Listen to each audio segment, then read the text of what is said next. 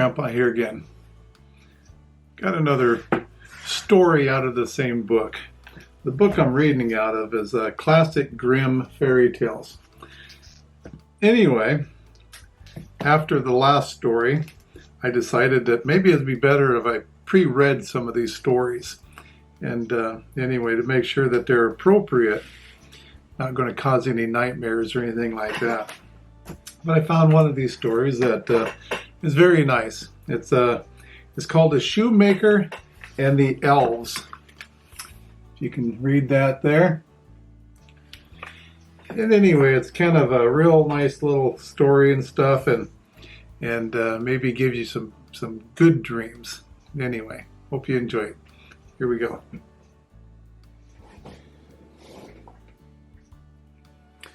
The Shoemaker and the Elves. There was once a shoemaker who, through no fault of his own, had become so poor that he had only enough leather for one more pair of shoes.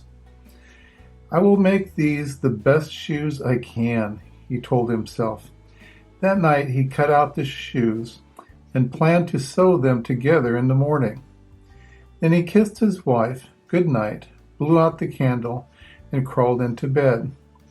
Being a kind and honest man, the shoemaker had no trouble sleeping soundly through the night. He woke the next morning ready to begin work.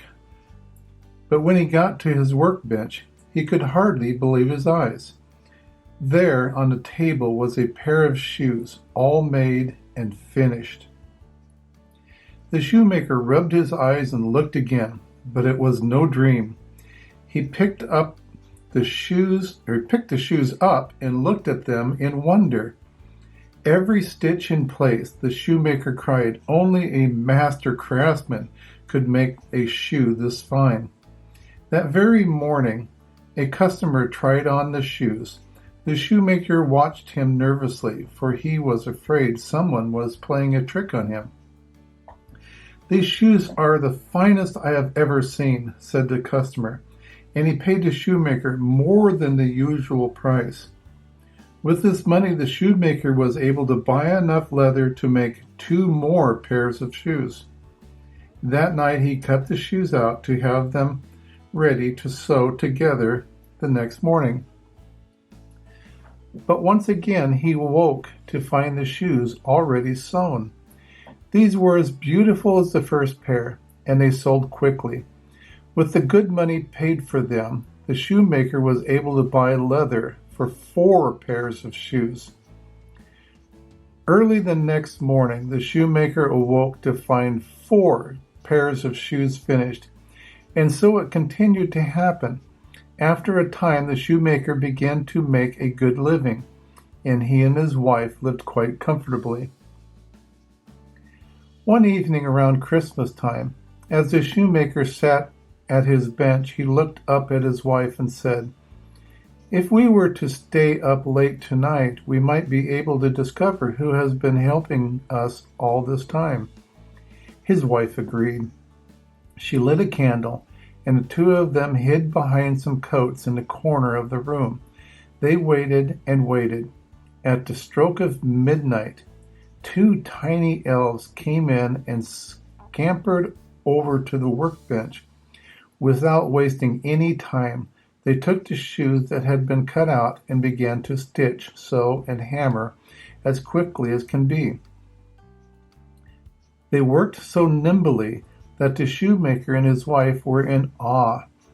The elves did not stop until all the shoes on the workbench were finished. Then they quickly ran off.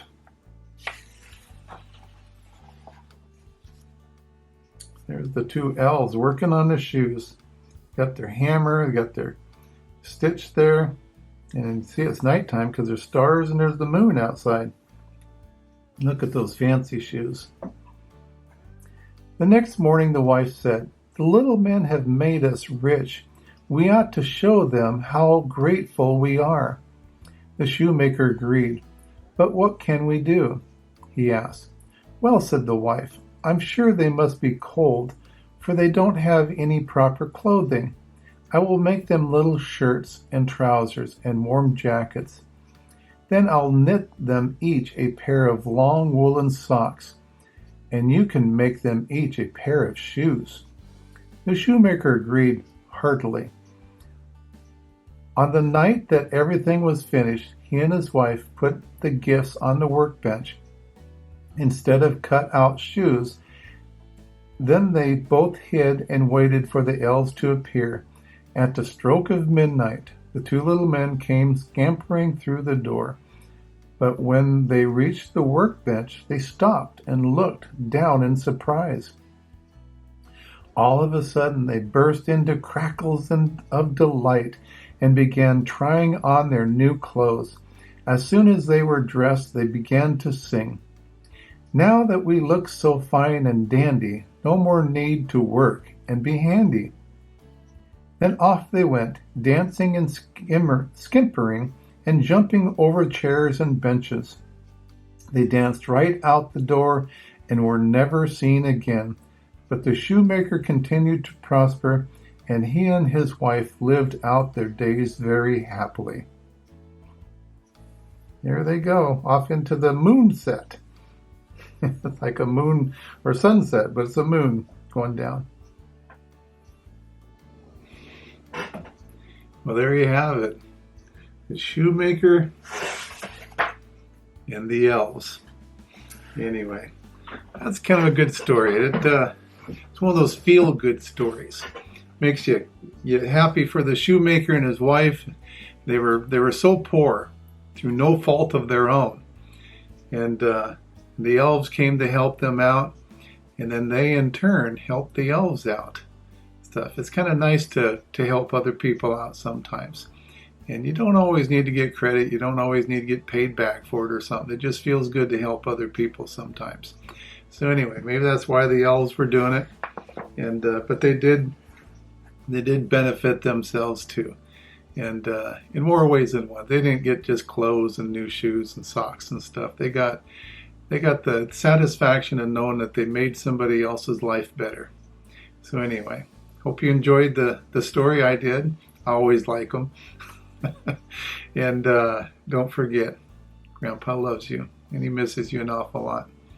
Anyway, I'll see if I can't find another story tomorrow. So bye-bye for now.